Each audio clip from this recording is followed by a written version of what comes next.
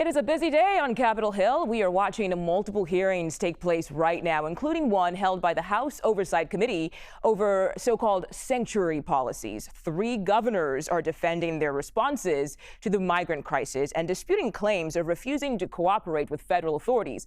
Let's take a listen to some of those remarks.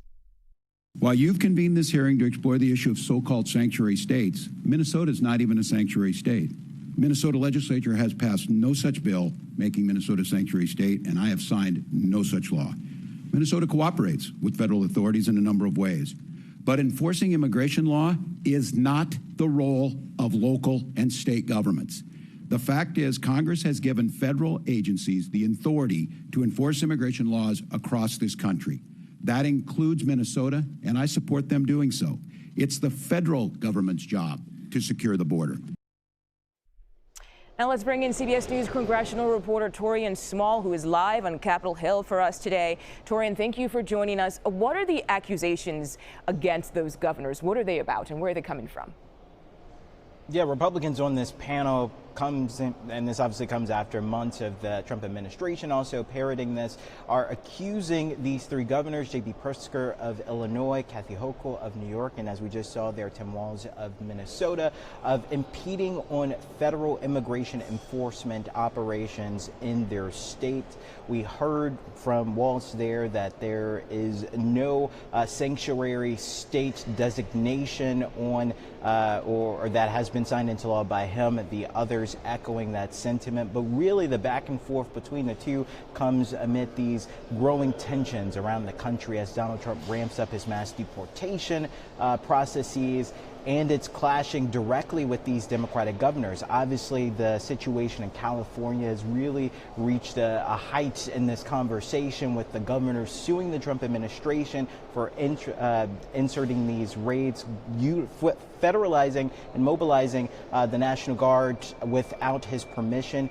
These governors are pushing back during this panel, saying that Republicans are only inflaming these situations. In fact, there was a tense back and forth between Hochul and Elise Stefanik, the Republican congresswoman from New York. She accused the congresswoman of just looking for a viral moment when she pressed the governor on migrant crime committed by people here illegally. So again, this is one of those partisan panels that have, according to these Democratic governors, have only inflamed tensions around these conversations. And let's talk about something different, because we know the House will also vote on the White House rescission package. And this is a move that will apparently block funding for NPR, PBS, and international aid. So what exactly is at stake, and how does the rescission process actually work? Yeah, this was telegraphed a while ago. It's about $9.4 billion in funding that Congress is looking to claw back. This comes after the Department of Government Efficiency, or DOGE, essentially highlighted these as areas for cuts, saying that this is a part of the fraud, waste, and abuse that they're looking to claw away from. The rescission package or process allows for Congress to do so with just a simple majority. It doesn't require the 60 vote in the Senate that's normally the process when it comes to passing legislation. So unless there are 3 defectors in the Republican Party, which we are looking at Senators Murkowski and Collins, as they've brought up some reservations about any mass clawback of funds.